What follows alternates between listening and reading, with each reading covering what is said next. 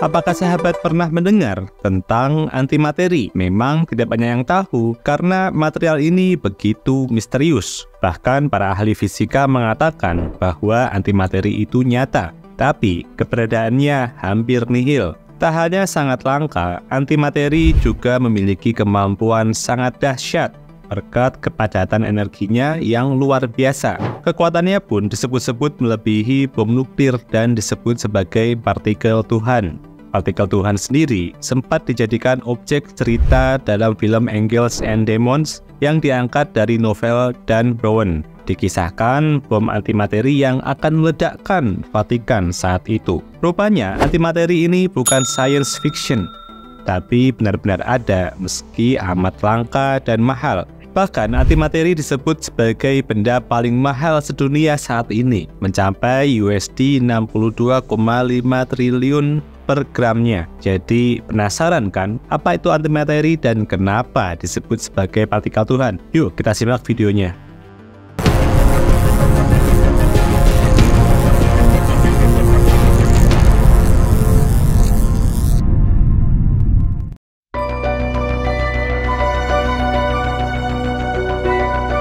Sederhananya, antimateri adalah kebalikan dari materi, sehingga antimateri adalah materi yang tersusun dari antipartikel. Fenomena antimateri pertama kali diprediksi oleh Paul Dirac, fisikawan Inggris pada tahun 1928.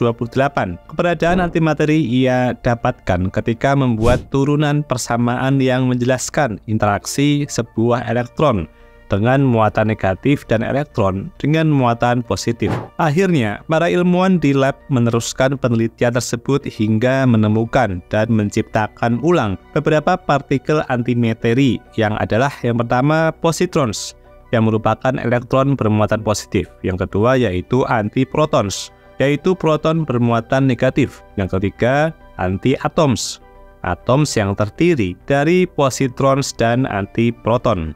Secara teori, antimateri memiliki sifat yang sama dengan materi biasa, kecuali muatan listriknya. Misalnya, antimateri akan tertarik oleh medan magnet dengan arah yang berlawanan dengan materi biasa, sehingga antimateri juga memiliki energi yang potensial jika bisa menggunakannya dengan baik. Tak hanya untuk menghasilkan energi besar, penelitian antimateri juga didasari rasa penasaran ilmuwan. Antimateri dan materi dipercaya terbentuk dalam jumlah yang sama saat Big Bang terjadi, yaitu 13,7 miliar tahun yang lalu. Namun materi lebih dominan di alam semesta daripada antimateri.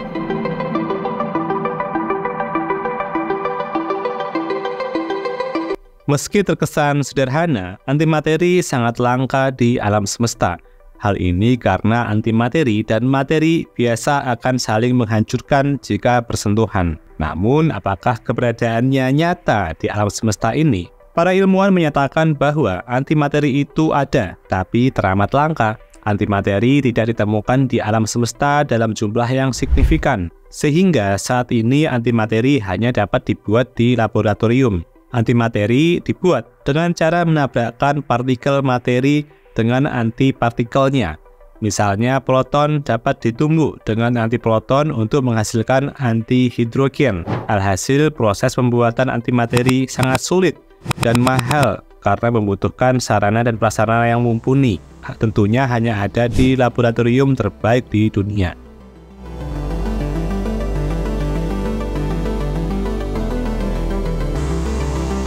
Tahukah sahabat, meski sangat sulit dibuat, namun ada beberapa laboratorium di dunia yang memproduksi antimateri loh.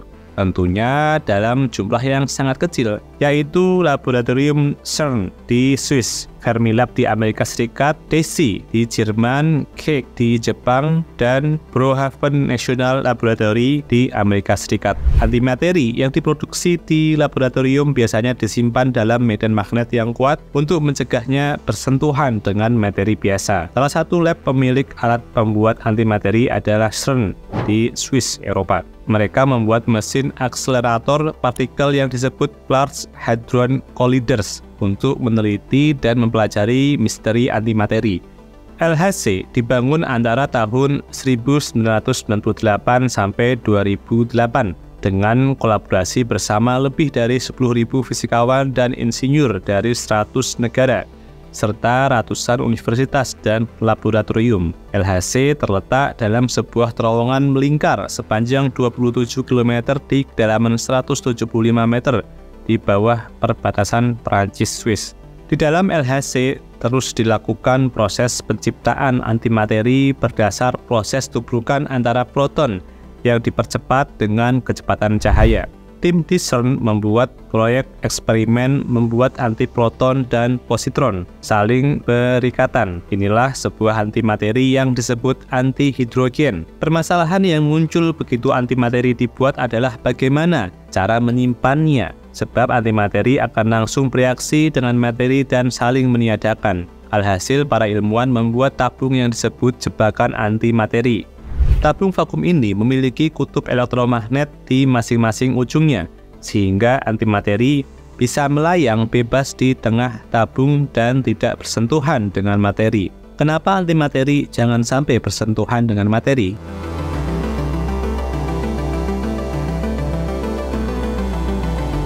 Antimateri menghasilkan energi melalui proses yang disebut penghancuran total, atau ketika antimateri dan materi biasa bersentuhan, mereka akan saling memusnahkan dan menghasilkan energi yang sangat besar, sekitar 100 juta kali lebih besar daripada yang dihasilkan dari reaksi fusi nuklir. Jadi 1 gram antimateri bersentuhan dengan 1 gram materi biasa akan menghasilkan energi setara ledakan bom atom 200 kiloton.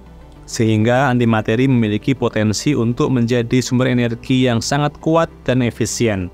Namun karena sulitnya pembuatan dan harganya yang sangat mahal, jadi penggunaan antimateri masih jauh dari angan. Bagaimana tidak, butuh 100 juta tahun dan USD 1000 triliun untuk membuat 1 gram antimateri. Sedangkan CERN saat ini baru mampu menghasilkan sekitar 100 nanogram antimateri per tahun dengan biaya sekitar USD 10 hingga 20 juta. Namun para ahli terus melakukan percobaan karena energi dari antimateri memang akan sangat membantu manusia jika berhasil dibuat. Beberapa contoh penggunaan antimateri seperti yang pertama yaitu menghasilkan listrik dengan efisiensi 100% yang lebih tinggi daripada bahan bakar fosil atau nuklir. Yang kedua sebagai bahan bakar pesawat luar angkasa agar dapat mencapai kecepatan yang sangat tinggi. Yang ketiga yaitu antimateri juga dapat digunakan untuk menghancurkan sel kanker yang lebih aman dan efektif. Meski memiliki keunggulan, penggunaan antimateri juga diprediksi memiliki dampak negatif, apalagi potensi penggunaan antimateri sangat mirip dengan penggunaan nuklir. Sehingga dampak negatif yang pertama adalah adanya radiasi. Selain itu, dampak kerusakan fisik yang pastinya lebih dahsyat ratusan kali lipat dibandingkan bom atom Oppenheimer. Tentu saja pencemaran radiasi yang tak kalah tinggi. Oleh karena itu, penggunaan antimateri harus dilakukan dengan sangat hati-hati, yaitu dengan menyimpan antimateri dalam medan magnet yang kuat. Medan magnet yang kuat dapat digunakan untuk mengisolasi antimateri dari materi biasa. Yang kedua, menyimpan antimateri dalam ruang hampa. Ruang hampa dapat mencegah antimateri bersentuhan dengan materi biasa. Antimateri memiliki potensi yang sangat besar untuk menjadi teknologi yang krusial di masa depan karena memiliki potensi untuk menjadi sumber energi yang sangat kuat dan efisien. Namun, masih banyak tantangan yang harus dihadapi sebelum digunakan secara luas, termasuk sisi produksi, keamanan, dan pemahaman antimateri itu sendiri agar dapat digunakan dengan baik. Sehingga antimateri bisa mendapat julukan partikel Tuhan karena keberadaannya dari penciptaan semesta atau Big Bang sekaligus bisa membuat kehancuran dahsyat. Namun tidak sedikit ilmuwan yang mengatakan bahwa sebutan partikel Tuhan itu berlebihan dan tidak tepat. Antimateri hanyalah salah satu komponen dari alam semesta dan tidak ada bukti yang menunjukkan bahwa antimateri memiliki peran khusus dalam keberadaan alam semesta. Nah, bagaimana menurut sahabat? Oke, mungkin itu dapat saya share ke sahabat sekalian. Jika ada pertanyaan maupun koreksi, silahkan tinggalkan pesan pada kolom komentar. Terima kasih sudah menonton, sampai bertemu di artikel berikutnya.